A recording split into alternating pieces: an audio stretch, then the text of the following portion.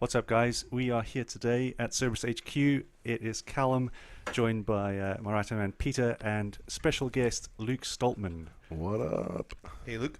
Hey, guys. How's it? Pleasure to be here at Cerberus HQ. HQ. Yes. HQ. So here we are at the intro. Mm-hmm. There's Iron Bibby. Oh, there's Luke again. There's him. So Mr. tell me- Hollywood. Mr. Hollywood, those glasses. Tell me how it was then at this walkout. It looks pretty epic. Like a lot of fans there. Yeah, no, it was. It was. The guys kind of led us in a convoy of police vehicles, so it was. The sirens were going and wailing, and all the fans were there. And obviously, I'm in my element when there's people watching me and shouting and cheering me on, even though they probably didn't know who I was. But it was still nice to be appreciated by you can see there's a load of people there. Yeah. Just kind of walking out in front of the truck pool area, and all the fans were kind of lined up either side of it.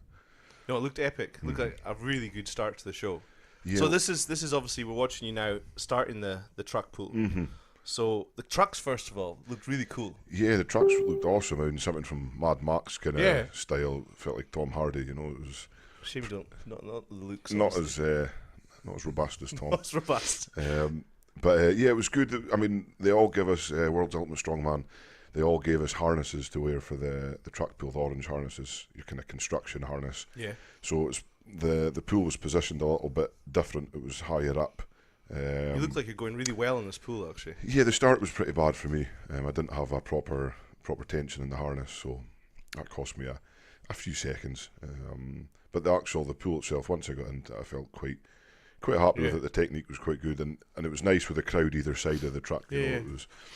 So, what sort of time of the day was this, Luke, when the first event started? That would have been kind of 2-3 o'clock maybe.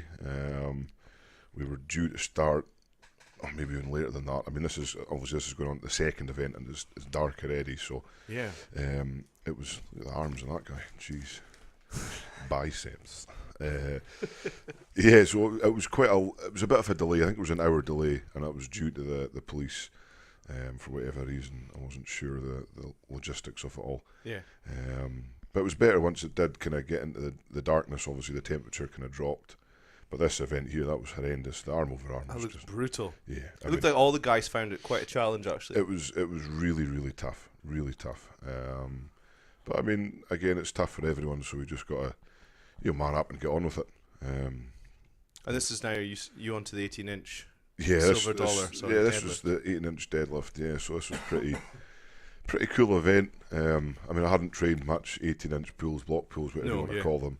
I had a wee training session before. This was 400 opening lift, relatively kind of straightforward. But in training, 400 felt like it was welded to the ground for me. Oh, really? Yeah, it was. Do you find you get a lot from like going to compete? Do you find you get that adrenaline that really pushes you through? Yeah. I mean, I think it's quite apparent for everyone to see when they watch me compete. I get really hyped up, really pumped up by the crowd, and the adrenaline just adds so much more. It's incredible. And how was this set up? You know how they had everything set up on this one stage? It was. I mean, it looks quite good from like a spectator's point of view, but how was it for a competitor? It was quite good actually. It wasn't too bad. Obviously, kind of doing the yoke and stuff on the rubber flooring. It's always a bit tricky. Yeah. And with the tiles as well, they've got a tendency to kind of split apart. Aye. And there was a couple of times that did happen, but the guys, they're quite quick to, all the helpers and the lads working on the show. Within seconds they were on the mats and resorted them, and it was bang on. So this is 4:30. 4:30 now. Yeah. So see this again. That looks really smooth. Yeah. So I was quite chuffed with that. You can see Scotland. Hey. It's not like you'd be shouting. No, not at all. What was the difference in temperature between the day and the night? It was actually really warm at night as well. It was quite humid. I'd say it was more humid at night than it was during the day for some reason. I don't know. Just had a really clammy feel to it in the air. But it was maybe, I don't know, what was it? Was it 31? Still kind of. I think it was still around 30 at night. It was. Certainly felt like that anyway. And how do you find competing in those temperatures? Obviously, you're not something you're exposed to often. Yeah, I mean, I'm one of these guys that sweats a lot anyway. I can sweat when it's -1 or 31. Exactly the same. But it's as long as you're kind of taking in your minerals, your salts, your water, you're staying hydrated. That's the most important thing, obviously. And I think we're all old enough and wise enough to kind of make sure we're doing that. So what's on here? That was 460. 460 now. So I mean, I didn't think I'd a hope in hell, but it kind of came Oh. off. You know, it's not. It wasn't. It's not far off either. No, it wasn't too far off. And for me, that would have been a massive PB. 430 was a PB for me in the day. So, you know, to do 2 PBs in a day, it's pretty. Yeah, it's a big ask. Yeah, to be honest, particularly in a one-day competition. Oh, massive, yeah. Everything back to back. Yeah. Just out of interest, did you get to pick your own jumps, or were they specified? It was 30 kilo jumps. They 30 wanted. kilo jumps, yeah, right? So Okay. it's there's a big daft Highland Oak Probably there. felt like 60 kilo jumps. Yeah, it was pretty tough, but it was, you know, it's again, we're all on the same level, all doing the same jump, so it's fair for everyone. But this was pretty tough on the stage. You just asked, you know, the rubber flooring. Yeah, the rubber flooring. So obviously, when you're doing a yoke, a lot of the time, if you do it on tar or kind of smooth surface, it can slide a little bit. You can shuffle a bit as well. Yeah. Your feet don't have to get a big clearance. Definitely. But then doing the yoke on the rubber, obviously, there's no giving it. As soon as you touch down, which I found quite a lot. Oofed. Yeah, it sort of bounces back on you almost. Yeah, I mean, it took me a few pickups to get going. I think I should have.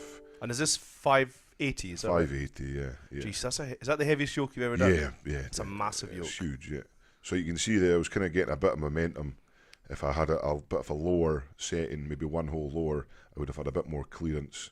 I think when we did set the heights, obviously I didn't have any weight on it.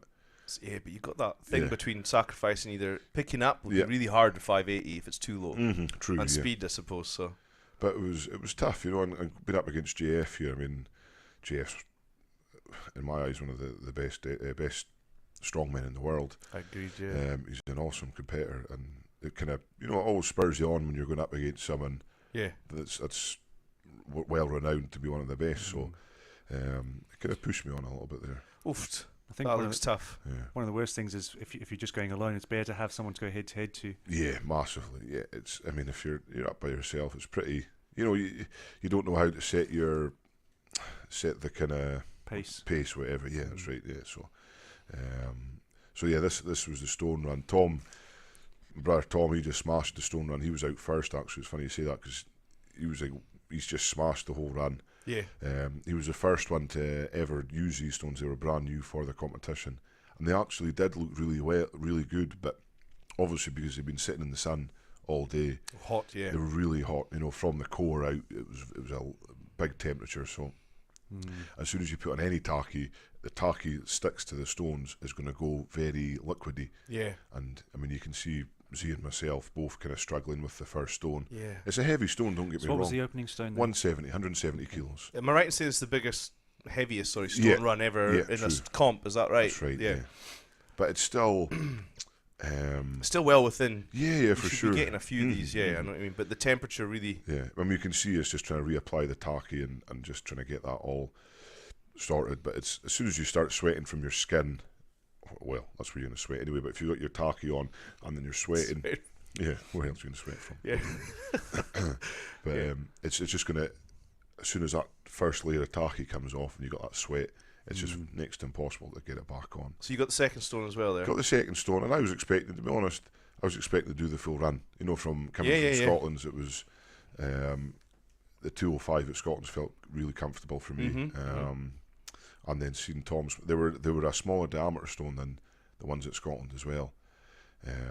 They look really, really good, the stones actually. Oh, they were really, really nice stones, and I think in a colder climate, it would have been a little bit better probably for us. But I mean, it is what it is. I mean, you see all the lads struggling, Martins Lisas, Kilsklowski, the majority of lads kind of. I'm raging there. I'm just. It's enough. Thanks, guys. Enough for one day. Just it was tough, yeah, but it was an awesome show. I mean, Mark Boyd and Don Andreas, the kind of two organisers of the show, did an awesome job. Mark was very, very good in what he was doing with the athletes. Made sure we had everything, and it was a banging show, a long show, tough show, heavy show, but really well put together. Okay, so just to round up things for the WUS, what's the main takeaway from that comp? What was it? What new experience can you take away and learn from? Yeah, I mean, it's obviously kind of, for me, looking at a competition like that, it's how to kind of handle like heavier weights. You know, your yokes and stuff. Really make sure that gets set. Your setup gets bang on. Harnesses. Make sure you're happy with all the equipment that you've got. Awesome. Well, anyway, Luke, thank you very much for joining us today. Pleasure. And, Thank you. No, pleasure, guys. Nice speaking to you. Yes. Cool. Right, thanks, bud. All the Cheers. best. Cheers. Bye bye.